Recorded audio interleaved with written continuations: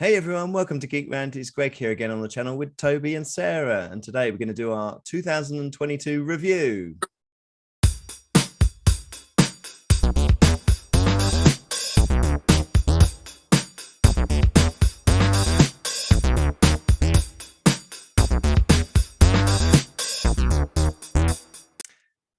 Hey everyone, thanks for joining us tonight. We're going to be talking about our favorite shows and movies of 2022, and we're also going to add in our favorite stinker of the year. Yeah, 2022 was a funny year, wasn't it? Really, for films and you know, not so much in the cinema. Obviously, there's more now on streaming. Quite a few are coming out. You know, sort of a week in the cinema, and now they're streaming and. There's whole lots of different sort of approaches with it now. I think there's going back to the cinema a bit more though than people anticipated. Yeah. I think the whole the cinema's dead thing, it's not the case by any stretch of the imagination. And in fact, when I've been to the cinema, it's been really busy. So I've seen it with my own eyes.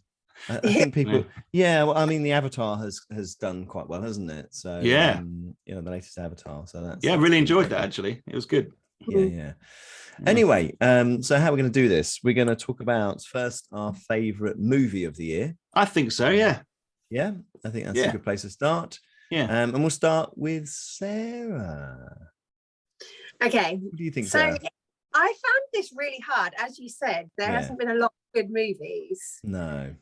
There's been a lot of delays, obviously, because of COVID, and a lot of stuff hasn't been released yet, and they want to wait until the cinema's getting more busy. And I had to really search my soul to choose my favourite movie. And actually, I wouldn't, 2 weeks ago, I would never have said this was going to be the film that I would have said.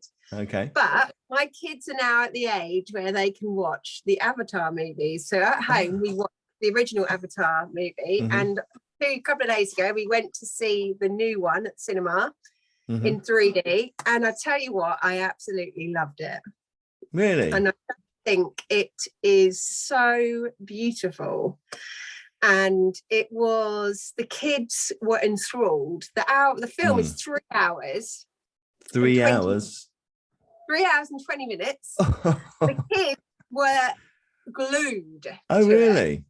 It is so good. The storyline is, and people have said that it's quite light. It's quite basic, but that's fine, because what they do with the film is stunning.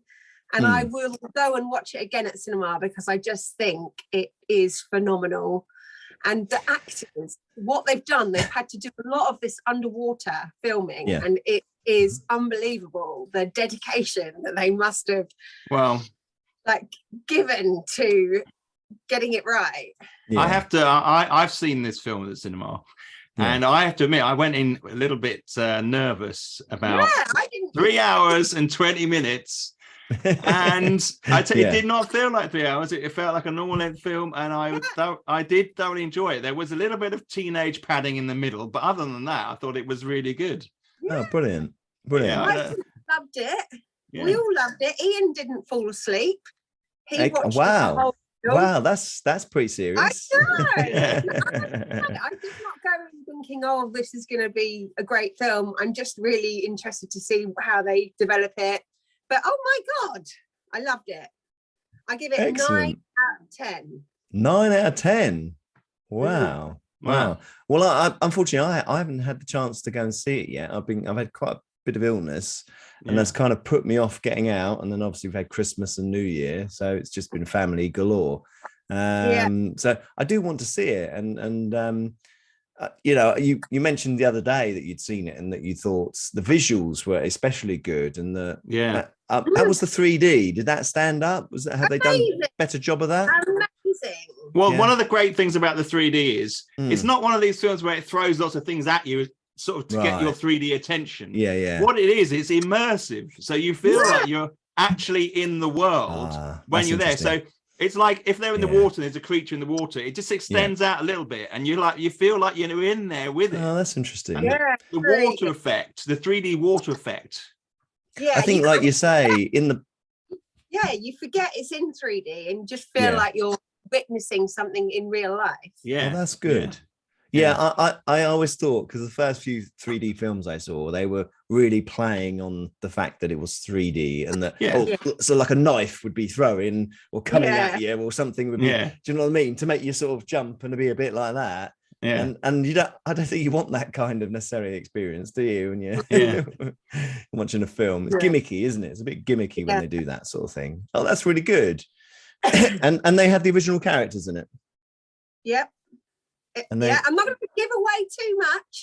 Well, I think what we can say is Sigourney Weaver plays her daughter in this. Ah, right, okay. It's excellent. Yeah. Oh, good. Sigourney Weaver is such an excellent actor. Yeah. She's good. Brilliant. Oh, that's great. No, we don't want to give away. We don't want to give too many spoilers because it is quite a film. But I think it's interesting. They do bring in cloning in this, so that plays a part in the character selection. So interesting. Yeah, so you've definitely piqued my interest. That sounds like I should go and see it. Definitely see it. Definitely. Well, it's one of these experiences. Avatar was like the first big 3D film, wasn't it? And now they've taken it to another level, which is more subtle and more cultured, having reflected upon maybe some of people's responses to what gimmicky 3D stuff is like. I think that they've taken that on board, and we have this new film, new product. Yes. Cool. Okay, well, that sounds good. I'll have to go and see that one. Highly recommended then. I recommend it. Yeah, highly recommend it. Good. What about what was it been your choice then, Toby, for movie of the year? Well, there was only ever one choice for me. There's a couple of reasons for this. And my choice is the Batman, Robert Pattinson's Batman. Again, I went into this feeling slightly nervous, trepidatious.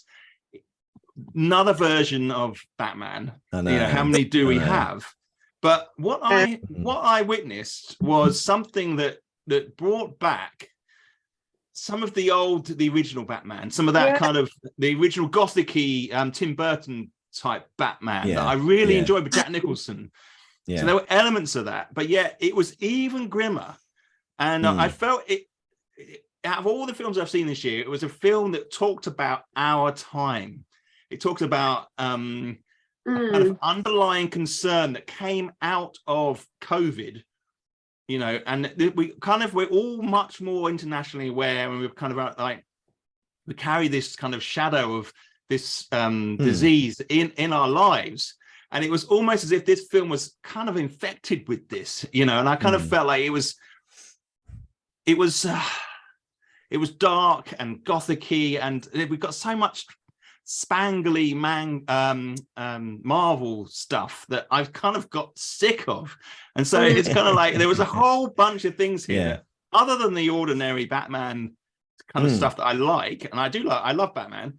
I think that ultimately we had a sequence of beautifully artistic fights and scenes and kind of and it was fascinating because we had old Andy Serkis come in as Alfred, which I thought he was great. We should have had seen more time of him. He was a bit wasted. As the Riddler, I thought he was brilliant. I thought that his character was insane. I love all that kind of. He was really good, wasn't he? I thought it was great. And I thought they were all really well cast, and I was worried that Robert Pattinson was going to be a bit weak. But actually, in the last few films that he's been in, he's really kind of stepped up a level, hasn't he? But I've always rated him as an actor. Even just because he did Twilight, I think that he carries that around a lot with him, doesn't he? I know, it's difficult to get that because Abby loves watching the Twilight movie. Yeah, well, I see him in Twilight. So to see him in Twilight and then to see him in Batman, it's like obviously Abby hasn't seen Batman, but she'd be like terrified of his. Well, he's one of our greatest exports, if you like, in the acting industry. You know, yeah, I suppose Robert he's British, Pattinson. isn't he? He's Yeah. British, and he brings a kind of suave style. It's one of the to it. I first think rules it's of making brilliant. any good movie. You got to have some good British actors in there. You know, Yeah. Christian Yeah. Bale is British, isn't he? So Yeah. you know, he was a great Batman. Yeah, I actually prefer Robert Pattinson's Batman to Christian Bale, to be honest. Yeah, that's interesting. I think this is, but they've got another Batman movie that they're making. Yeah. So, and that's going to have this Joker character in, isn't it? That you see at the end of the film. So that's going to be interesting, and I love that done. I love the psychology, the kind of the philosophy behind all the Batman, all these personas that fly around, and just love it. I just love the grimness of it. It's interesting. I went to see it as well. And I wasn't as, I thought it was good. I don't get me wrong. This is definitely one of the best films of the year, you know. But part of me thinks it's partly because we've had a really bad year of films. I thought this was good.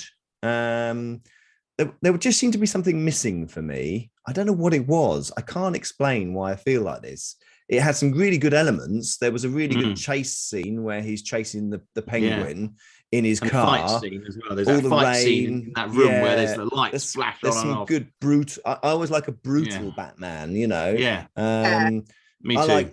I quite like the Ben Affleck where he fights those guys in that warehouse. Yeah. You know, that bit where he's really brutal. You know, that to me is I really love that. So there's some really good elements in it, but I didn't think that the clues for the Riddler were particularly clues. They didn't lead him on to anything, and there was a few bits like that. I thought, oh, that's just a bit not quite how I could have perceived. But I'm being picky. I'm being picky. I think when you look at the clues from, say, I know what you're saying. I think. Do you know what I mean? I think the clues from the original Batman with Jack Nicholson, then they weren't that great. I mean, no. I think they're all a bit cartoony, but this was I know what you're saying. Pitched as he was more of a detective than a super, sort of. They were trying to go down that route of, he's more of a detective, and there was quite the world's greatest detective, isn't he? Because he does the original comic is the detective. You know, he's takes that. I think the other slight thing for me was he was sort of standing in and around all the police, officers all the time, and I wasn't sure, should Batman be like that? He only talks to Gordon, but should it be more a case that he's in the shadows looking at these things once the police have, cordoned off the area?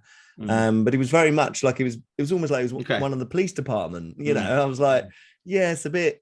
But anyway, it was a good, fresh approach to it. I think that was what was really nice. I probably wouldn't quite give it. I wouldn't go 9, maybe 9. I don't know. It's it's a bit close. But how about you, Greg? Yeah. This when we talked about this and we were coming up with what I was a little bit like you guys. Really, I probably felt like. I'm not sure what I should go for, but I think what I decided was I'd pick something that I'd been slightly surprised about, and so my choice is Prey, which is the sort of prequel to Predator. I do love the original Predator's brilliant. Arnold Schwarzenegger, the whole thing, brilliant. And I thought this was actually a good entry in the Predator world. They've done some pretty crappy ones, Alien versus Predator, Requiem, all these sorts of things. I still like those films, which are just total rubbish. I love them. I watch them again. But this to me, it was nice also that they had created a female character that wasn't trying to diss all the men all the time. The men around her were still adequate, good hunters. They were all equals, and she wanted to be an equal. And to me, that's what the message should be about, sort of the feminist and the sort of approach with things, that they can be as equal as men. It doesn't have to be that one's better than the other, or they can't teach them anything, or do you know what I mean? And I think that equal standing.